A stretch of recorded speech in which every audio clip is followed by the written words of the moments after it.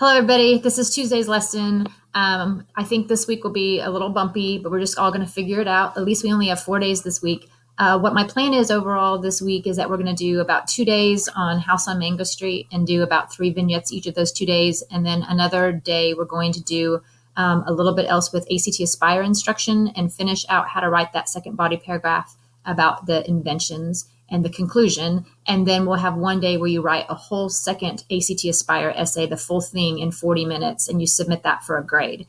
And then you'll have a spring break the following week. When we come back, we'll see if we're back together, hopefully at that point. If not, we'll continue and we'll do more lessons involving ACT practice and finishing our book. So you will have a digital assignment today to start over some of the vignettes. Again, it's a double entry journal, and I explained it in the slides. And it is a assignment in Google Classroom that you need to submit by tomorrow night. And so that will be your assisted grade that will go in for today. In addition, there's a little short bell work activity, some quiet reading, 15-minute quiet reading with a timer, and then you'll listen to this video and do all the notes and do the 3 chapters, and then you'll do the written assignment that goes with House on Mango Street. So that's sort of where we're headed. Today, again, hopefully you can see the notes. I'm going to scroll through them. They should be on the screen below this. But again, this is my first time to use this program, so it may not work that well.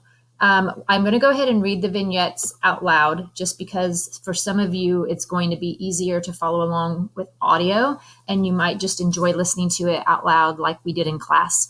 Others, you might want to just, again, mute it and read it on your own. It's completely up to you. And then we're going to go through all the notes that are on the screen. And then I'm going to have this video uploaded to Google Classroom so you can get the notes again if you need them. You might want to actually have your Post-it notes out or your document or something like paper to write on if you want to be able to take notes from the discussion so that you can actually get it out of the video like you would off the board and put it into your own format. Okay, so we're going to do 3 chapters today. So where we left off, we were finishing up with the family of little feet. So that, again, remember, was one of my favorite vignettes. And we had the shoes that were the high heels. And so if you remember, the high heels represented the adult world. And the girls, Rachel, Lucy, and Esperanza, put on the high heels and thought they were so beautiful, just like Christmas. And they went click-clacking with the shoes, talking to them down the avenue, which was dangerous. We had that earlier with the danger foreshadowing. Now, of course, it sounded fun at the beginning. We had that illusion that they were like Cinderella because the shoes made them look beautiful and they were transformed. But that obviously was not the whole story. As they got further away from home and further down the avenue, things got more dangerous. At first, it was sort of positive flirtation. A boy said, "Ladies, lead me to heaven." And some other girls looked at them like they were beautiful and got jealous. And they thought they looked pretty amazing. And they were strutting, it said, down the avenue. But then when they got to Bum Man on the tavern stoop, it got a little more sinister. And so if you remember, we talked about how the adult world also has danger. And so that's where we left off, was with the Bum Man saying he wanted them to come a little closer, come a little closer. And that is actually an allusion to the Little Red Riding Hood story. If you, I can't remember if all my classes had time to go through that before the bell rang, but that is an allusion. And when he said that at the end of that chapter, let me find it. That was on page 41.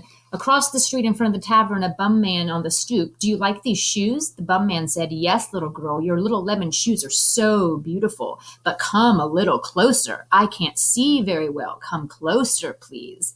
That wording is very similar to the big bad wolf in the story, The Little Red Riding Hood, where the wolf was trying to get Little Red Riding Hood to come closer and said he couldn't see her very well in order to eat her. So we have this predatory idea that the bum man is a predator and that he's trying to get the girls. And of course, they do wise up, and only Rachel is thinking about that dollar, and they all grab her arm and pull her out of there before she gives him gets $1 from him to give him a kiss. And they run home, throw the shoes away, and the chapter ends where they realized that they didn't want those shoes anymore. They said, "We are tired of being beautiful."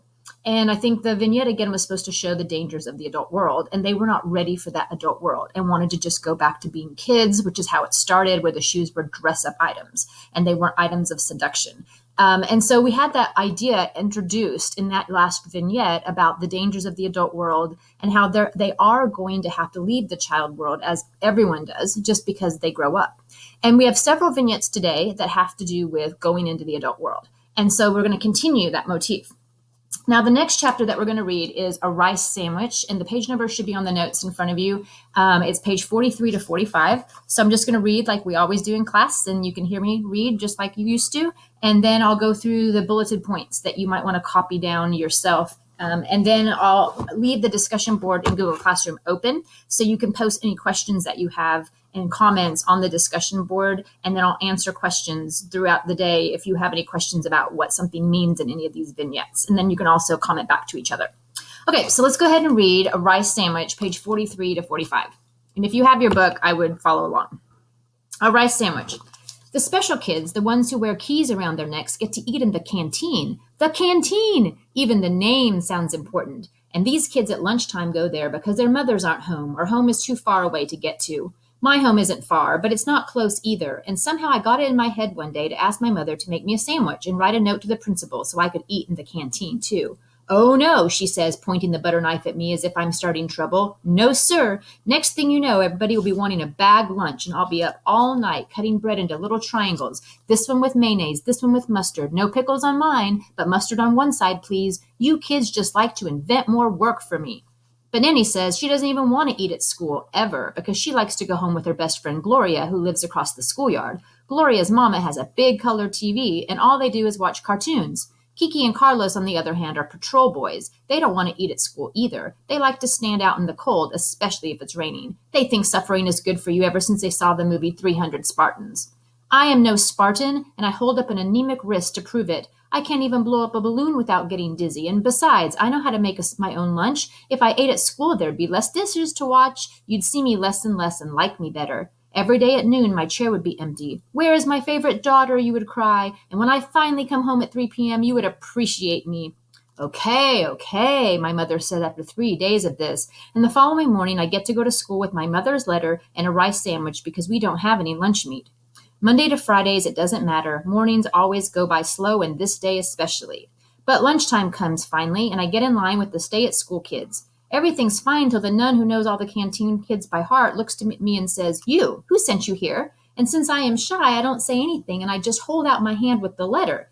"This is no good," she says, till Sister Superior gives the okay. "Go upstairs and see her." So I went. I had to wait for 2 kids in front of me to get hollered at, one because he did something in class and the other because he didn't. My turn came, and I stood in front of the big desk with holy pictures under the glass while Sister Superior read my letter, and it went like this. "Dear Sister Superior, please let Esperanza eat in the lunchroom because she lives too far away and she gets tired. As you can see, she is very skinny. I hope to God she does not faint. Thanking you, Mrs. E. Cordero." "You don't live far," she says. "You live across the boulevard. That's only 4 blocks, not even. 3 maybe. 3 long blocks away from here. I bet I can see your house from my window." "Which one? Come here. Which one is your house?" And then she made me stand up on a box of books and point. "That one," she said, pointing to a row of ugly 3-flats, the ones even the raggedy men are ashamed to go into. "Yes," I nodded, even though I knew that wasn't my house, and I started to cry. I always cry when nuns yell at me, even if they're not yelling. Then she was sorry and said I could stay, but just for today, not tomorrow or the day after. You go home. And I said yes, and could I please have a Kleenex? I had to blow my nose. In the canteen, which was nothing special, lots of boys and girls watched while I cried and ate my sandwich, the bread already greasy and the rice cold.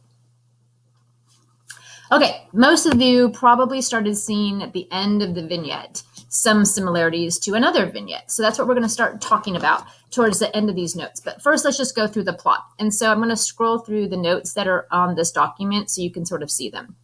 So the setting is obviously the Catholic school where she attends. And we've already had reference to that earlier when she had another nun, she said, from her Catholic school. And she wants to eat in this thing called a canteen. We would call it maybe a cafeteria. She apparently in this private school is sent home because she only lives 4 blocks from school to eat at home and then come back for the afternoon classes because they don't have full food service. But she thinks since it's not something she could normally do, that it would be so amazing to eat in the canteen. So she begs her mother to write her a note that she could eat lunch in the canteen.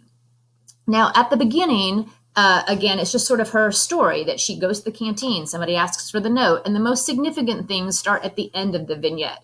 For example, she sees a nun. Now, if you remember, you might want to think back right now and try to ask yourself, where did you last see a nun who was really important in the story?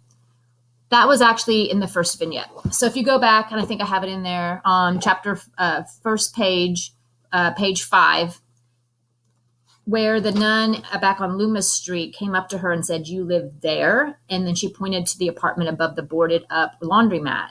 And Esperanza had said, "I live there." The way she said it made me feel like nothing. There, I lived there. And I knew then I had to have a house, a real house, one I could point to.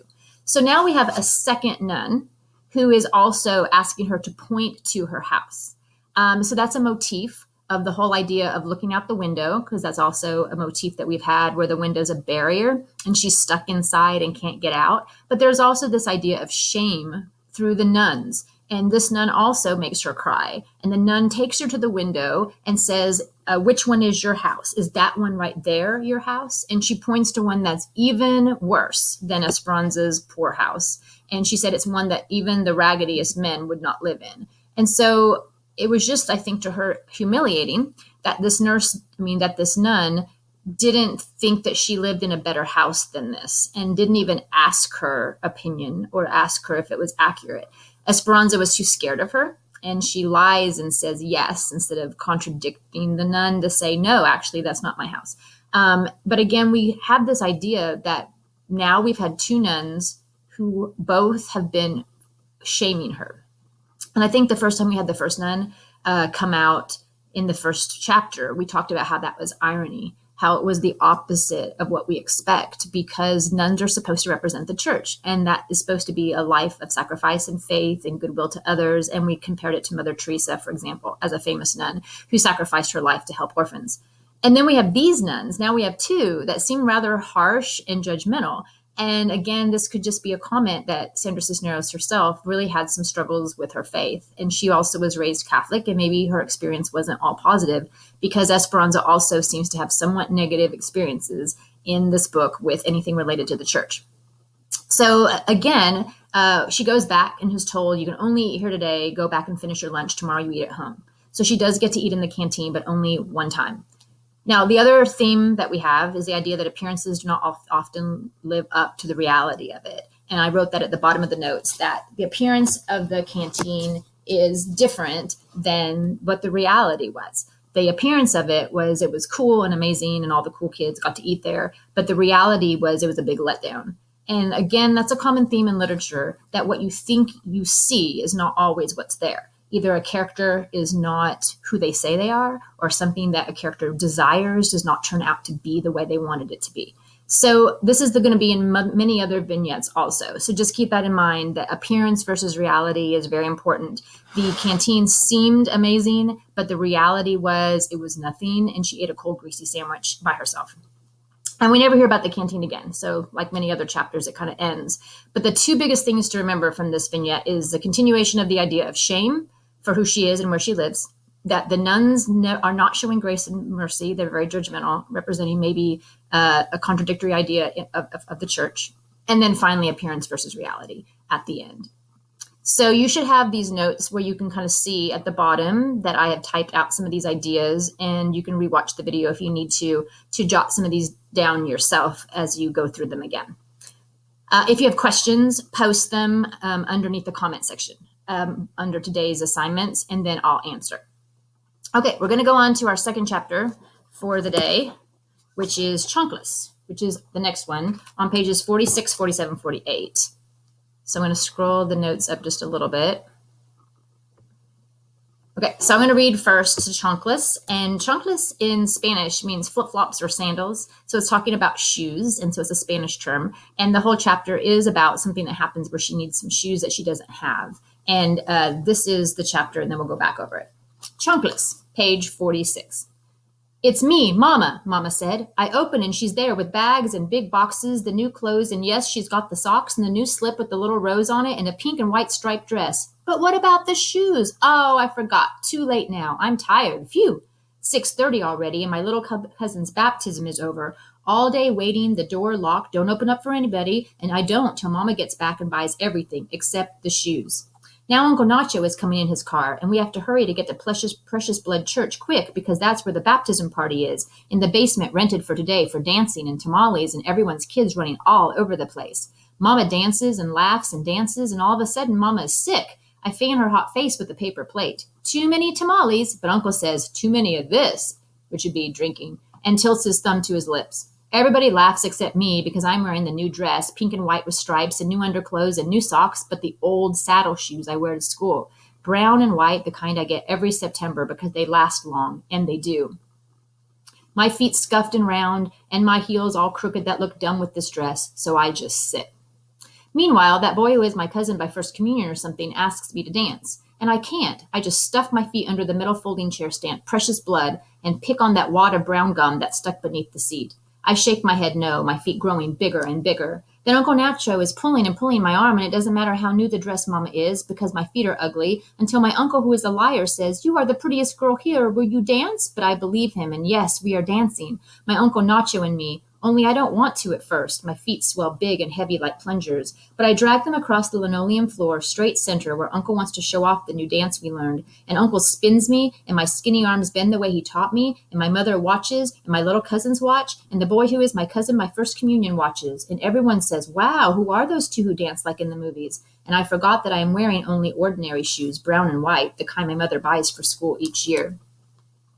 And all I hear is the clapping when the music stops. My uncle and me bow, and he walks me back to my thick shoes to my mother, who is proud to be my mother. And all night, the boy who is a man watches me dance. He watched me dance.